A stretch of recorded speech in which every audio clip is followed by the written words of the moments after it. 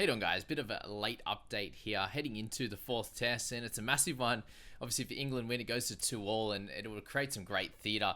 As Australians we don't want that to happen, we want to finish this off now. The main worry here is the weather heading into the fourth test. It seems like there's going to be a lot of days of rain here. It seems like we've got one day of sun in the next five and the others a good chance of rain across them all. So be very interesting to see how that plays out. It's obviously got the wind viz there at 33% for the draw, 35 for Australia, so they've got that slight edge, even with England winning the toss and choosing to bowl. So yes, this is obviously very late here. But yeah, a little preview before this happens, just so I can give you my predictions as to how things will play out. And yeah, hopefully you can watch this at lunch or something like that, which would be really cool. But yeah, heading into this one, we will go through the last test a little bit and see where things need to improve for Australia, obviously, to win, and what England need to do to continue on in their winning ways. So with the team that the Australians have put out there, it means there's no Todd Murphy. So they actually bring back Cameron Green and have him as another all-rounder in the side, which I think it seems like at Old Trafford here, it's probably the better way to go about it. Nathan Lyon has played four tests here and actually only has 4 wickets. So you see with the English, they've gone with Moeen Ali as well. Looks like he's going to be batting at 3 again, like he did in the last game. And obviously that's a place where the Aussies can exploit England there.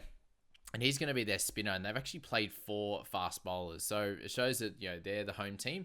They know the conditions a lot more than we do as Australians, and they've gone for the 4 pace attack as well. So that shows why they've chosen against Todd Murphy. If Lyon would have been there, then he definitely would have got picked for sure, and they wouldn't have played. Yeah, likely they wouldn't have brought Green back, to be honest with you, and they would have just played with Nathan Lyon and the 3 quicks there.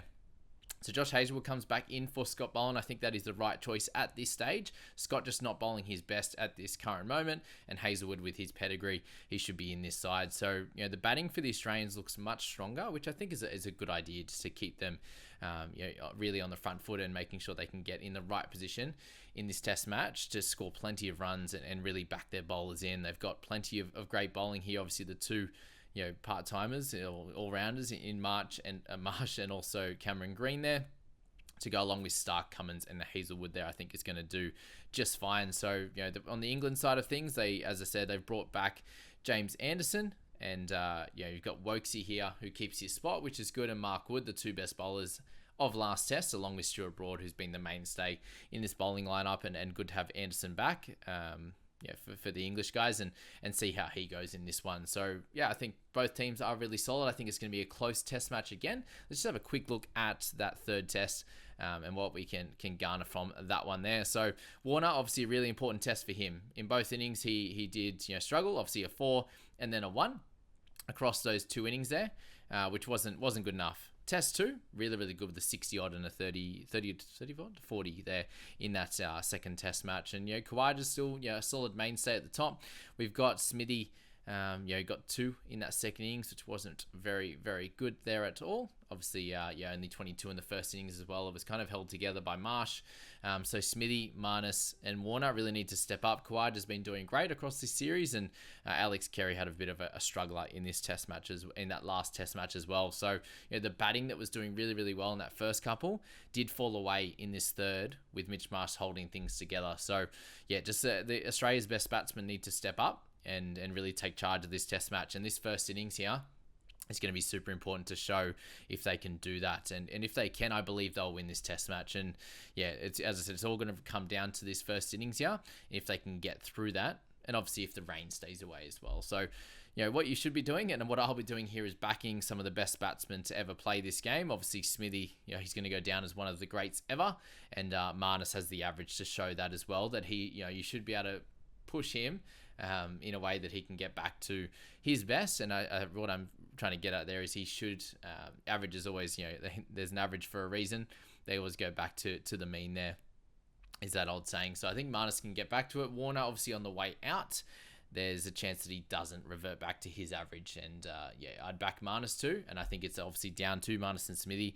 I wouldn't be banking on Mitch Marsh coming out and dominating again.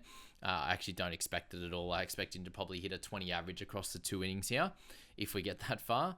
And Smithy hopefully back to his 60. Marnus, I'm probably looking at around a 38 to 40 in this test match. Maybe a 60 or so, and then a failure in one of the other ones. And and Kawaja to be pretty solid here. The bowling will be great.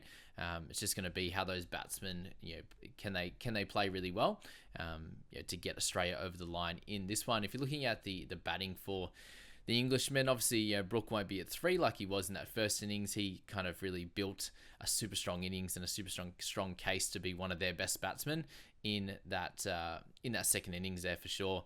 And they do need to see an improved game from Joe Root as well. So the Aussie batsmen didn't play super well in that first in that third test, but neither did the English batsmen, apart from obviously Stokesy and Harry Brook there. So that's something to follow. I think that if we can get through this test match, I think the Aussies can win. But it will be very close again. So I can't wait to react to day one tonight, and I hope you enjoy it. It's going to be on in about 20 minutes. So by the time you get this out, it'll probably be started already. So sorry I couldn't get this out to you in quick time. I was fairly busy today, so we'll get around that, and we'll get that day one preview out tomorrow. Very excited for that. Day one review, out tomorrow. I hope you enjoy that, and we'll catch you in that video. See you later.